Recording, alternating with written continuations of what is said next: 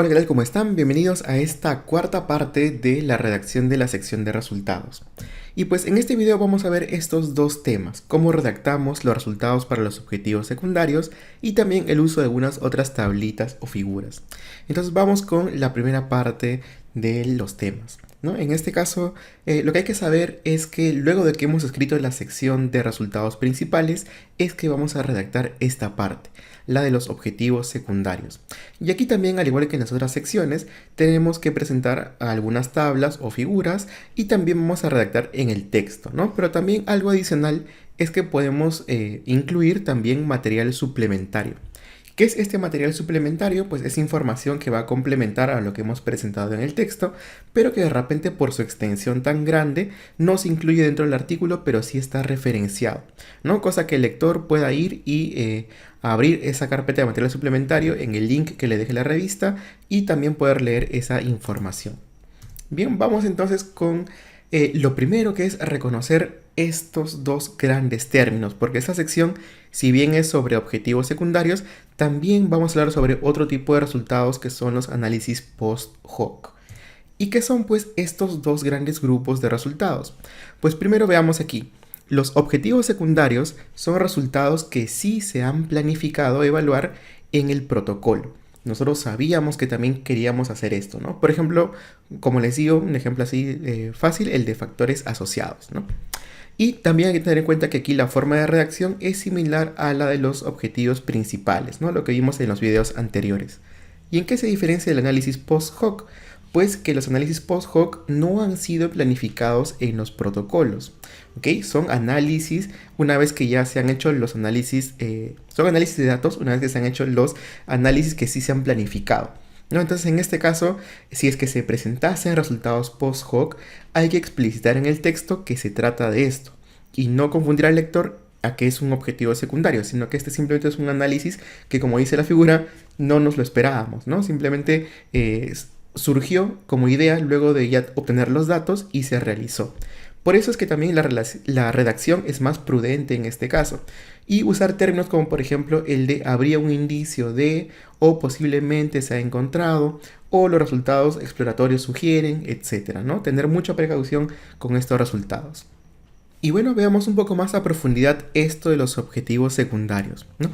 Realmente hay varios objetivos secundarios que se puedan presentar, pero los dos más frecuentes son estos de aquí: el análisis por subgrupos y la búsqueda de factores asociados al desenlace, ¿no?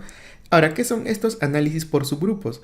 Pues esto evalúa las asociaciones entre la variable independiente y el desenlace en un subgrupo especificado de pacientes, ¿no? Por ejemplo, si es que nosotros queremos ver la asociación entre fumar y cáncer de pulmón y creemos que de repente pueden haber efectos interesantes según el sexo, es decir, según sea varón o sea mujer, pues ese es un análisis de subgrupo, ¿no? Vamos a ver el efecto de fumar con cáncer de pulmón en varones y el efecto de fumar y cáncer de pulmón en mujeres. Y obviamente también esto tiene una tabla de presentación que la vamos a ver en un ratito. Pero luego pasemos también a esto de los factores asociados, ¿no? Como vimos también en los primeros videos, los factores asociados tienen por objetivo evaluar o identificar otras posibles variables asociadas con un desenlace. Por ejemplo, factores asociados a fractura de cadera en adultos mayores, ¿no? Y también esto tiene una forma de presentación en una tabla que vamos a ver a continuación. Entonces, ya que hemos hablado de tablas, vamos a ver la estructura de cada una de ellas, ¿ok? Aquí tenemos la primera tabla, que es la tabla para el análisis de subgrupos. Y como ustedes pueden ver, también consta de un encabezado en donde está el número de la tabla y está el título de la tabla. Y en este caso, una precisión importante es que se sugiere agregar el término de que esto es según alguna variable, según algún subgrupo. Por ejemplo, en este caso, asociación entre obesidad y síntomas depresivos, ¿no? En estos habitantes, según el sexo, ¿no? Esto es lo que nos va a dar los subgrupos. Muy bien. Luego también tenemos el cuerpo de la tabla. En este caso, en el cuerpo de la tabla vamos a registrar las asociaciones también según subgrupos. Y finalmente tenemos el pie de la tabla, que como ya lo vimos anteriormente, contiene la explicación de las llamadas, las abreviaturas y alguna otra información importante, y también la mención a las variables por las cuales se ha hecho el ajuste. Bien, entonces ahora veamos un poquito más acerca del contenido de esta tabla. Y como ustedes pueden ver, en la tabla se presentan ahora dos grandes grupos de filas, ¿no? Como pueden ver, el subgrupo de varones que está aquí enmarcado en rojo, y el subgrupo de mujeres que también está justo debajo de este subgrupo, ¿no? Entonces, como pueden ustedes apreciar, se pueden colocar más subgrupos inclusive según las variables de interés, ¿no? Si por ejemplo tenemos otra variable que sea, no sé, según edad, alguna edad en particular, pues mayores de tal edad, menores de tal edad, ¿no? Y se puede seguir agregando dicha información. Ahora, lo otro es que también hay variantes en estas tablas.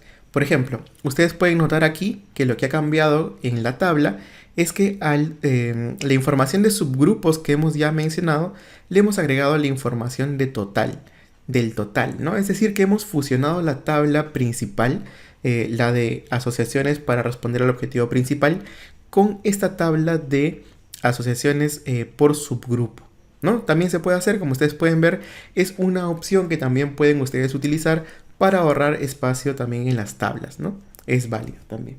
Ahora, vamos con la siguiente tabla, que es la de factores asociados.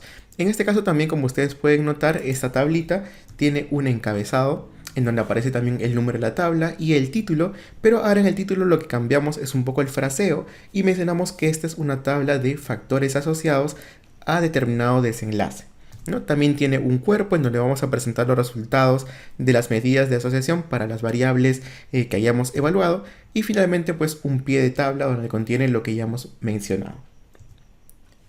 Ahora bien, ya que hemos visto estas tablitas, vamos a ver cómo es que redactamos esto en el texto. Y empecemos por lo de los análisis de subgrupo, ¿no? Y aquí tenemos estos dos grandes aspectos que habíamos comentado durante todos los videos, ¿no? El qué reportar y el estilo de redacción. En este caso, en el que reportar, hay algunas cositas que han cambiado, como por ejemplo darle prioridad a mencionar las estimaciones puntuales e intervalos de confianza, pero ajustadas, ¿no? Como han podido notar, esa es quizás la diferencia con la redacción de objetivos principales, ¿no? Donde mencionábamos ambos, los crudos y los ajustados. Pero en este caso, para análisis de subgrupos, se suele preferir mencionar directamente los resultados ajustados, ¿no? También mencionar los resultados por cada uno de los subgrupos y obviamente especificar los confusores por los cuales se han hecho los ajustes. Y con respecto al estilo de redacción, también hay que tener en cuenta la extensión, ¿no? Idealmente menos de 80 palabras en tiempo pasado, con tono neutro, referenciando la tabla, y también las consideraciones de las magnitudes al momento de escribirlas, que ya les hemos visto en los videos anteriores. Ahora, también aquí hay una sugerencia de cómo puede ser el orden de presentación, en la cual pueden ustedes agregar un subtítulo que es opcional, como por ejemplo este de aquí, ¿no? Un subtítulo que diga análisis de subgrupos y luego ya empezar con la redacción. También podemos agregarle un preámbulo, como por ejemplo este de aquí, por ejemplo mencionar que en el análisis de subgrupos, según la variable tal, ¿no? Por ejemplo, según la variable sexo, según la variable edad, etc. Y luego mencionar estos datos de aquí. Primero, posiblemente mencionar el resultado ajustado, tanto con la medida de asociación e intervalos de confianza en un subgrupo. Y luego hacer un pequeño contraste de si es que hubo o no cambios en la asociación y o en la magnitud entre estos dos subgrupos, ¿no? El subgrupo siguiente. Porque también aquí vamos a mencionar los resultados ajustados para este subgrupo. Y finalmente referenciamos la tabla. ¿Cómo lo vemos esto en un ejemplo? Pues aquí tenemos uno, ¿no? Tenemos este artículo publicado en el cual hemos extraído este pequeño fragmento en donde nos hablan del análisis de subgrupos que han hecho los autores. Y como pueden ver aquí, ellos también empiezan con este preámbulo diciendo en el subgrupo de pacientes, ¿no? Y luego mencionan a los resultados de un primer subgrupo, que sería todo este de aquí, ¿no? Nos dicen que en estos pacientes, no en este subgrupo de pacientes, se mantuvo una correlación entre estas variables. Y luego mencionan un contraste, diciendo estas relaciones se perdieron en el subgrupo, y luego mencionan el otro subgrupo, ¿no? El subgrupo de pacientes con hepatitis viral, por ejemplo. Entonces, como pueden ver, primero hay un preámbulo, una mención de los resultados en un subgrupo, un contraste y el resultado del otro subgrupo. Ahora bien, ¿qué es lo que ocurre con lo de los factores asociados? Aquí también tenemos que notar el qué reportar y el estilo de redacción, ¿no? En el qué reportar aquí también hay algo interesante, que es que lo que tenemos que describir son las variables que resultaron asociadas al desenlace, pero en el modelo ajustado. Porque recuerden que ese modelo es el que les va a dar finalmente la respuesta a su pregunta, ¿no? Y también algunas consideraciones respecto al estilo de redacción, que bueno, son las mismas que hemos mencionado previamente. Bien, entonces ahora vamos también con una sugerencia en el orden de presentación cuando redactemos este texto de factores asociados. También puede ir un subtítulo, no es algo opcional. En este caso se suele frasear de esta forma, diciendo factores asociados a y la variable, ¿no? En este caso, por ejemplo, síntomas depresivos. Luego podemos seguir lo siguiente como un orden de presentación. Mencionar primero las variables asociadas a una mayor probabilidad del desenlace en el modelo ajustado, junto obviamente con sus valores de las medidas de asociación y sus intervalos de confianza, ¿no? Y luego mencionar a las variables asociadas a una menor probabilidad del desenlace en el modelo ajustado, también junto con sus medidas de asociación y sus intervalos de confianza, ¿no? Ahora, ¿por qué dice aquí si es que las hubiera? Porque en algunos casos, quizás todas las variables que han sido asociadas están solamente asociadas a una mayor probabilidad. Y en este caso ya no habrían las de menor, ¿no? O viceversa. Y finalmente hacer una referencia a la tabla también. En este caso veámoslo con un ejemplo. Y aquí tenemos este ejemplito de una tabla también publicada en un artículo científico, que como pueden ver vamos a centrarnos nosotros en este desenlace de aquí, de mucha carga laboral, ¿ok? Ese es el desenlace. Como pueden ver en esta columna nos presentan los valores del OR y del OR ajustado, ¿no? Entonces nosotros lo que tenemos que hacer es centrarnos también en los valores del OR ajustado. ¿Y qué encontramos en esta tabla de factores asociados, como ustedes pueden ver, a mucha carga laboral? Pues lo siguiente, ¿no? Que esta variable, la variable edad, por ejemplo, en su categoría de 30 a 44 años, estuvo asociada, y eso es lo que empezamos a referir aquí, ¿no? Como ustedes pueden ver, estuvo asociada con una mayor posibilidad del desenlace, ¿no? Porque es 2.72. Entonces mencionamos todas las que estén asociadas a una mayor posibilidad del desenlace, que son, y las vamos a colocar, son estas de aquí, ¿no? Las que están enmarcadas en amarillo. Entonces, como pueden ver, aquí los autores mencionan lo siguiente. El referir mucha carga laboral fue más frecuente en aquellos con más de 30 años y colocan la medida ajustada, como ustedes pueden ver. Y luego, obviamente, no se olviden mencionar contra quién lo han comparado, ¿sí? Recordando otra vez la plantilla de interpretación que les mencionamos. Entonces, en comparación con aquellos que fueron menores de 28 años, ¿no? Que sería el grupo de referencia. Y para empleos en el MINSA también esta variable que estuvo asociada, como ustedes pueden ver, a una mayor posibilidad del desenlace, con su valor del OR y su intervalo de confianza, ¿no? O salud, también mencionan esta otra categoría que también estuvo asociada, con su valor de OR e intervalo de confianza, y contra quién lo han comparado, ¿no? En comparación con el sector privado. Y entonces, como pueden ver, estas dos variables o estas categorías que se han presentado, estos factores asociados, están asociados a una mayor posibilidad del desenlace, ¿no? Y en esta tabla, pues, no se han encontrado variables asociadas a un menor odds o posibilidad del desenlace, que es mucha carga laboral. Por lo tanto, aquí no hemos encontrado, pues, más información para hacer ese contraste, ¿no? Ahora sí, vamos con algunos ejercicios de redacción, y en este caso tenemos el de aquí, ¿no? Un ejercicio en el cual nos dicen que a partir de la tabla 3, ¿cómo redactaría usted esta sección de resultados por subgrupos como un objetivo secundario? Entonces también los invitamos a ponerle pausa y continuar con el video una vez que estén listos. Muy bien, entonces vamos con la respuesta a este ejercicio. Como pueden ver, aquí tenemos la tabla en la cual estamos viendo la asociación entre obesidad y síntomas depresivos, ¿no? Según la variable sexo, es decir, en el subgrupo de varones y en el subgrupo de mujeres. Y veamos cómo hemos redactado esto. Pues empezamos con un preámbulo, ¿no? Diciendo en el análisis de subgrupos según sexo, y luego mencionamos los datos ajustados del primer subgrupo, en este caso de varones. Entonces decimos, la prevalencia de depresión fue mayor entre aquellos, ¿no? En este caso, perdón, sería la prevalencia de síntomas depresivos, fue mayor entre aquellos pobladores obesos en comparación, no siempre hay que mencionar al grupo de referencia, en comparación con aquellos que no eran obesos, ¿no? Tanto en varones, ¿no? Y estos son los datos de los varones, como pueden ver con el RP ajustado y su intervalo de confianza.